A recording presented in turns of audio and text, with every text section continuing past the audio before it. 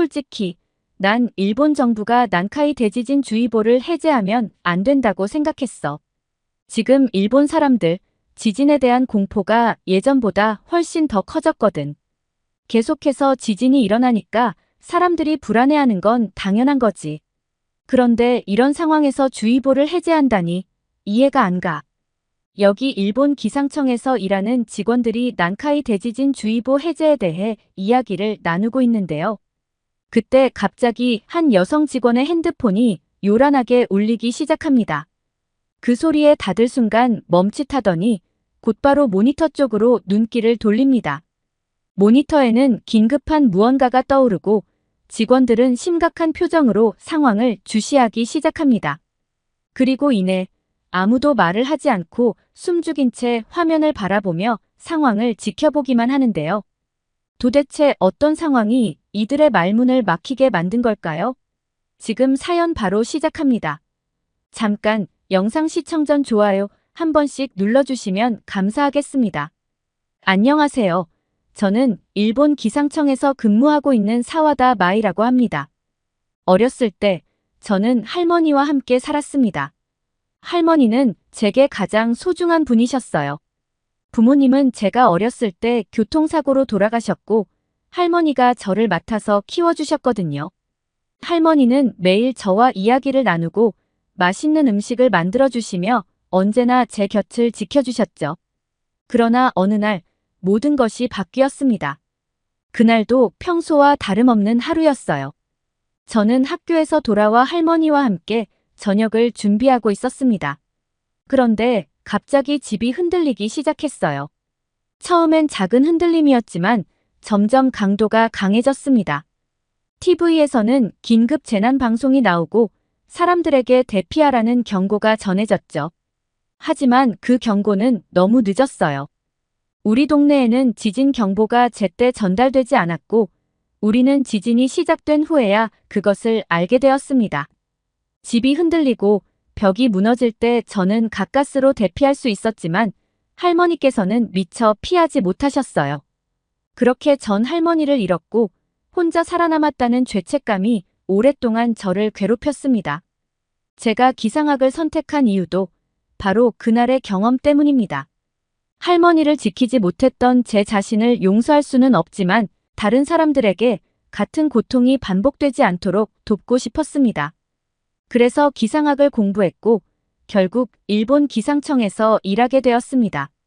저는 일본 기상청에서 자연재해, 특히 지진과 관련된 업무를 주로 담당하고 있어요.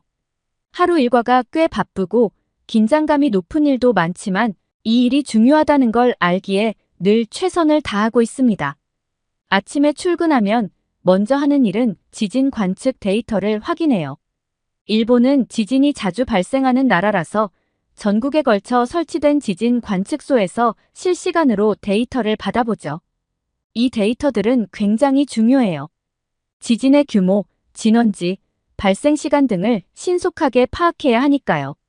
그래서 제일 먼저 이 데이터를 꼼꼼하게 분석해요. 작은 진동이라도 그냥 넘어갈 수 없죠. 혹시라도 큰 지진의 전조일 수 있기 때문에 모든 데이터를 세심하게 살펴봅니다. 그 다음으로는 만약 의심스러운 움직임이 포착되면 팀원들과 함께 긴급 회의를 열어요.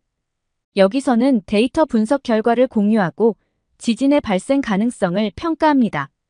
만약 지진이 발생할 가능성이 높다고 판단되면 곧바로 경고 메시지를 준비하죠.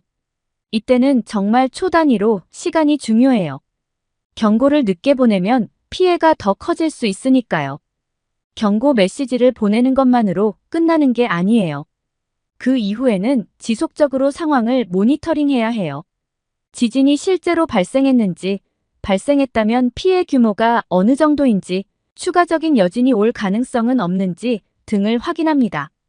이 과정에서 여러 부서와 협력해 데이터를 교환하고 필요한 경우에는 정부 기관과도 긴밀하게 소통해야 해요. 모든 정보를 정확하고 신속하게 전달하는 것이 제 업무의 핵심이죠.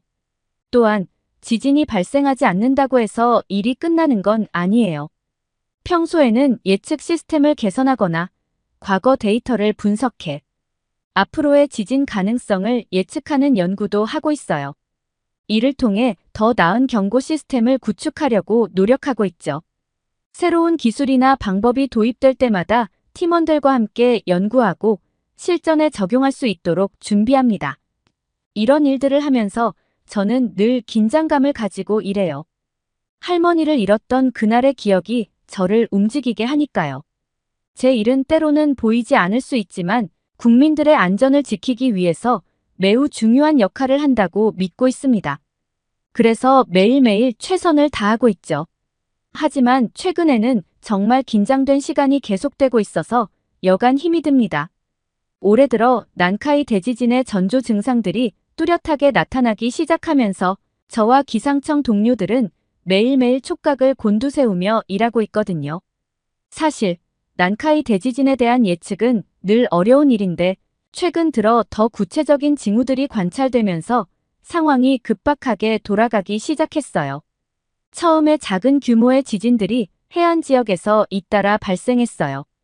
지난 9일엔 일본 도쿄 서쪽 수도권 지역인 가나가와현에서 규모 5.3의 지진이 발생했고 10일에는 일본 홋카이도 해역에서 규모 6.8의 지진이 발생하기도 했죠. 일본은 지진이 잦은 나라라 이런 정도의 지진은 자주 일어나는 일이긴 하지만 이번에는 뭔가 달랐어요. 진앙지의 위치나 지진의 빈도, 그리고 지하에서 관측되는 미세한 변동들이 조금씩 이상하게 느껴지기 시작했죠. 제가 데이터를 분석하면서도 왠지 모르게 불안한 느낌이 들었어요. 그때부터 저희 팀은 이 데이터를 더 면밀히 분석하기 시작했어요. 단순한 자연현상일 수도 있지만 혹시라도 난카이 대지진의 전조일 가능성이 있었거든요.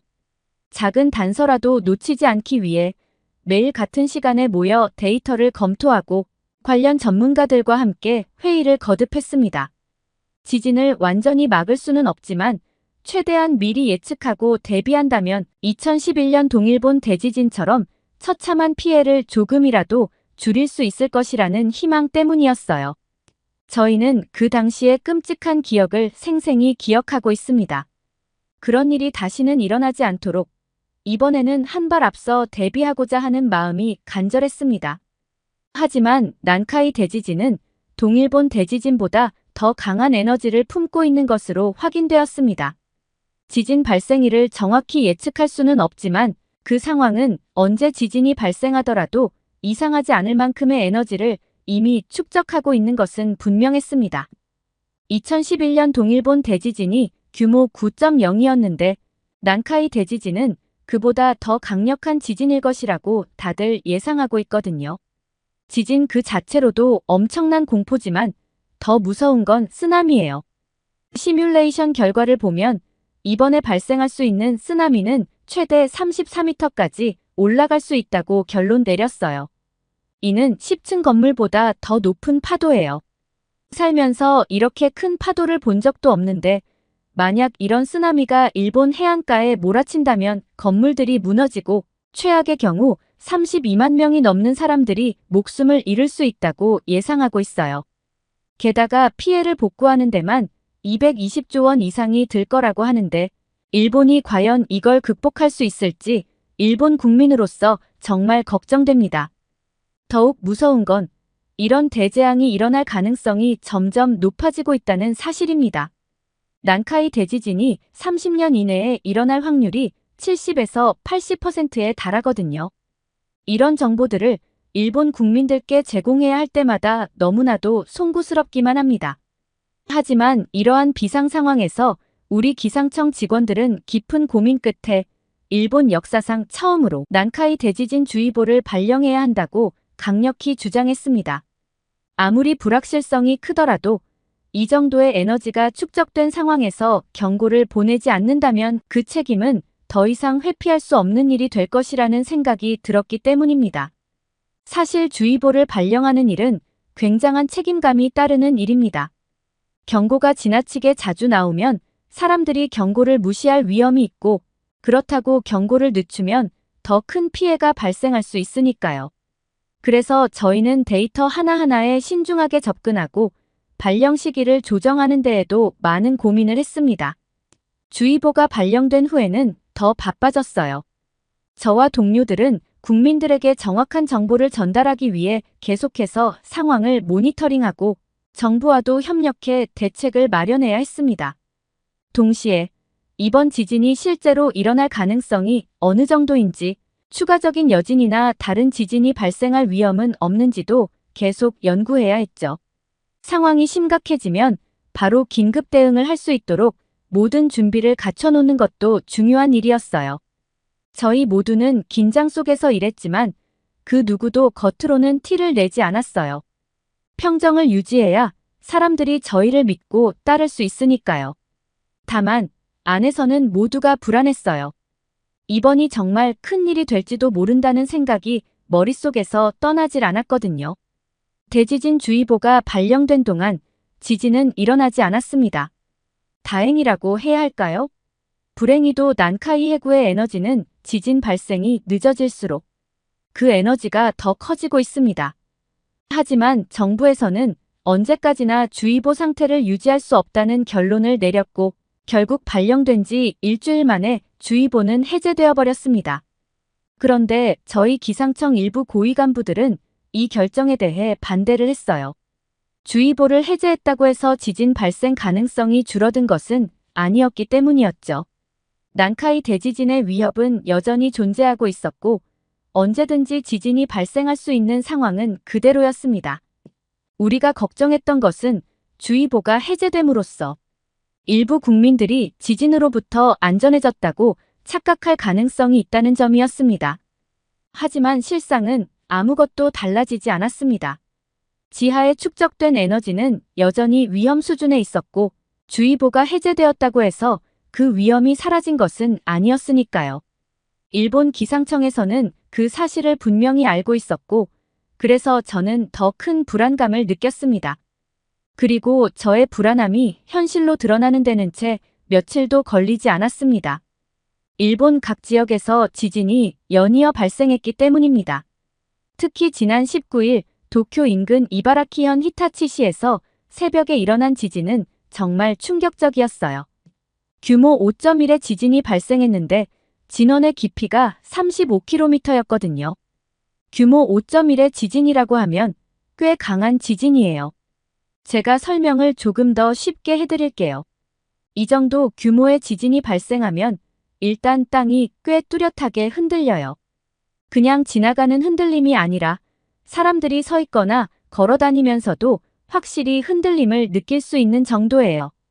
특히 높은 건물 안에 있다면 그 흔들림이 더 강하게 느껴질 수 있죠. 이 정도 지진에서는 내진 설계가 잘 되어 있는 건물들은 큰 문제가 없겠지만 오래되었거나 내진 설계가 부족한 건물이라면 균열이 생기거나 심지어는 약간의 손상이 발생할 수 있어요. 창문 유리가 깨지거나 선반에 있던 물건들이 떨어질 수도 있고요. 게다가 진도 5.1 정도면 대부분의 사람들이 뚜렷하게 지진을 느끼고 불안감을 느끼기 시작해요. 집 안이나 사무실에 있던 사람들이 안전한 곳으로 대피하려고 할 정도죠. 이번 지진은 진앙지로부터 꽤 넓은 범위에서 지진이 감지되었기 때문에 히타치시뿐만 아니라 도쿄 같은 인근 도시들에서도 흔들림이 느껴졌던 거죠. 다행히 이 정도 규모의 지진으로는 쓰나미가 발생하지 않는 게 일반적이에요.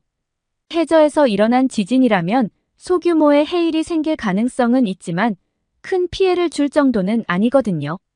어쨌든 그 지진 이후 저희는 곧바로 비상근무 체제에 돌입했습니다. 상황이 상황인 만큼 언제든지 대지진이 발생할 수 있다는 긴장감 속에서 모두가 분주하게 움직였죠.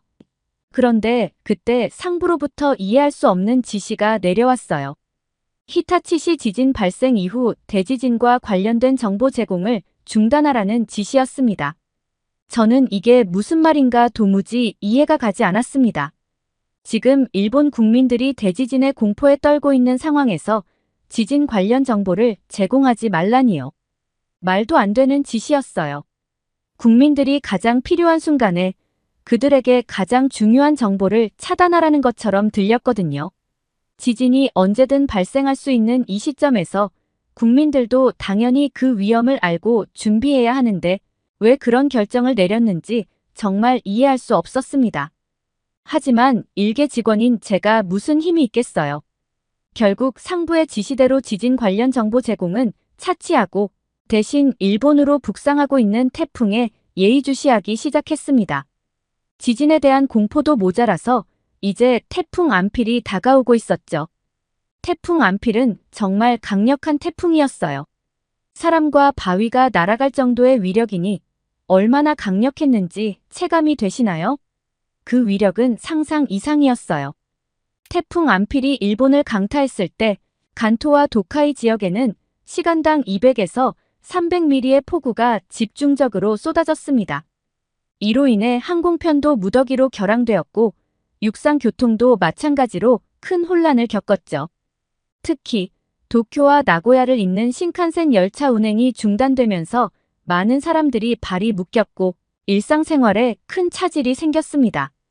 사실 태풍 안필은 2018년에도 일본을 강타한 적이 있었는데 그때의 피해가 어마어마했기 때문에 이번에는 피해를 조금이라도 줄일 수 있기를 바랐습니다. 그러나 현실은 그렇지 않았어요. 태풍의 강력한 바람과 폭우는 이번에도 엄청난 피해를 가져왔고 부상자들이 어김없이 속출했습니다.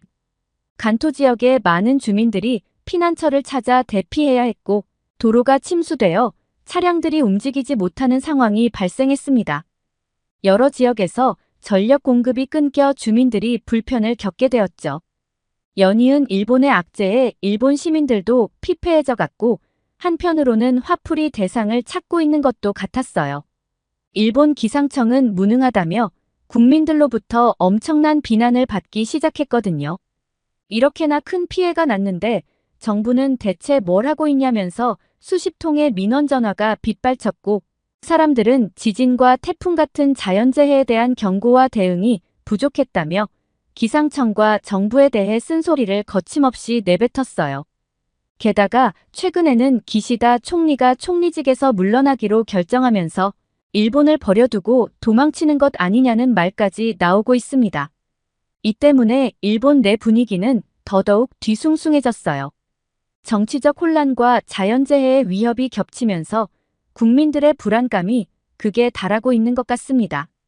이런 상황이다 보니 SNS에서는 난카이 대지진이 오면 각자 알아서 살아남아야 한다는 말이 퍼지고 있어요. 정부와 기상청을 더 이상 믿을 수 없으니 스스로 대비해야 한다는 인식이 확산되고 있는 거죠. 정부가 제 역할을 하지 못한다는 실망과 불신이 이렇게까지 깊어지다 보니 국민들이 스스로를 지킬 수밖에 없다는 생각을 하게 되는 것 같아요. 그런데 난카이 대지진을 넘어서 인근 국가들에서도 연달아 지진이 계속해서 발생하고 있잖아요. 16일에는 대만 동부에서 규모 6.3의 강진이 발생해 국가급 경보가 발령되었고 18일에는 러시아 캄차카반도 앞바다에서 규모 7.0의 지진이 발생하며 쓰나미 경보까지 발령되었죠. 이처럼 지진 활동이 활발해지면서 난카이 대지진의 가능성뿐만 아니라 이 지역 전체가 불의 고리로 불리는 지진대의 위협 아래 놓여 있다는 사실이 더더욱 두려운 상황이에요. 불의 고리는 태평양을 둘러싼 지진과 화산 활동이 매우 활발한 지역인데 최근 들어 이 지역에서 지진이 잇따라 발생하고 있어 상황이 심상치 않게 느껴지기 시작했죠. 난카이 대지진에 대한 걱정도 크지만 이제는 불의 고리 전체가 흔들리고 있는 듯한 느낌이 들어서 더 무섭고 공포스럽게 느껴는 상황이에요. 솔직히 제가 가족이 있다면 일본을 떠나라고 말하고 싶어요. 저도 떠나고 싶은 마음이 굴뚝 같긴 해요. 하지만 또 한편으로는 일본이 제가 태어나고 평생을 살아온 곳이다 보니 쉽게 떠날 수가 없는 게 현실입니다. 안 그래도 점심시간에 직장 동료들과 이 얘기를 나눈 적이 있어요. 다들 비슷한 생각을 하고 있더라고요. 일본을 떠나야 하는 거 아니냐는 얘기들도 오고 갔습니다. 동료 중 한 명이 자기 부모님을 한국으로 보내드렸다고 하더라고요. 언제 큰 지진이 일어날지 모르는 불안한 상황에서 부모님만큼은 안전한 곳에 계시게 하고 싶었다고요. 그 말을 들으니 마음이 참 복잡해졌습니다. 동료 말을 들어보니 지리적으로 한국은 일본처럼 지진이나 화산 걱정을 많이 하지 않아도 된다고 하더라고요. 얼마나 좋을까요? 매일 불안에 떨지 않고 언제 큰 지진이 올지 걱정하지 않아도 되는 곳에서 살 수 있다니 말이에요. 일본에서는 늘 지진의 위험에 노출되어 있으니 그런 걱정 없이 일상을 보낼 수 있는 한국인들의 삶이 정말 부럽게 느껴집니다. 어떻게 바래야 할지도 모르겠어요. 지진이 발생하는 것은 자연의 섭리라서 어떻게 해도 막을 수 없는 현실이니까 그저 피해를 입지 않기만을 바래야 하는 걸까요? 최근 연이어 닥치는 일본의 악재들 앞에서 점점 무력해지는 기분이 듭니다. 아무리 대비해도 자연의 힘 앞에서는 우리가 할 수 있는 일이 너무나도 적다는 생각이 드네요. 이런 불안한 상황 속에서 어떻게든 안전하기를 바라는 마음뿐입니다. 오늘의 사연, 어떻게 들으셨나요? 일본 기상청에 근무하는 사와다 마이님은 기상청에서 일하다 보니 매일같이 자연재해의 위험 속에서 일하며 그 누구보다도 큰 책임감을 느끼실 텐데요. 부디 앞으로 큰 피해 없이 모두가 안전하길 간절히 바랍니다. 오늘의 사연이 좋으셨다면 구독과 좋아요를 눌러주세요. 여러분의 구독과 좋아요는 영상 제작에 큰 힘이 됩니다. 끝까지 시청해주셔서 감사해요. 더욱더 감명 깊은 사연으로 찾아뵙겠습니다.